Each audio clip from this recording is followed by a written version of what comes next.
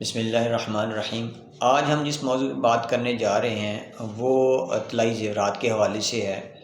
ہمارے بہت سے دوست پوچھتے ہیں کہ ہم نے بوقت شادی اپنی بیوی کو جو طلائی زیورات پہنائے تھے وہ اپنے ساتھ لے گئی ہے، یا بوقت شادی جو سلامی کی رقم ہے وہ میں اپنی بیوی سے واپس لینا چاہتا ہوں، تو کیا ایسے طلائی زیورات اور سلامی کی رقم شوہر اپنی بیوی سے واپس لے سکتا ہے یا نہیں لے سکتا؟ تو ایسے دوستوں کے لیے میں یہ بتاتا چلوں کہ اعلیٰ عدالتی نظائر کی روشنی میں یہ پرنسپل سیٹ ہو چکا ہے کہ بوقت شادی بیوی کو یا عورت کو جو طلائی زیورات اس کے سسرال والے یا اس کے میکے والے پہناتے ہیں، یا جو اسلامی کی رقمیں ہوتی ہیں اور دیگر جو چیزیں اس کو بوقت شادی دی جاتی ہیں وہ تحفہ کے زمرے میں آتی ہیں، اور تحفتاً دی ہوئی چیزیں جو ہیں وہ اس پہ دینے والے کا جو ملکیت کا حق ہے وہ ختم ہو جاتا ہے،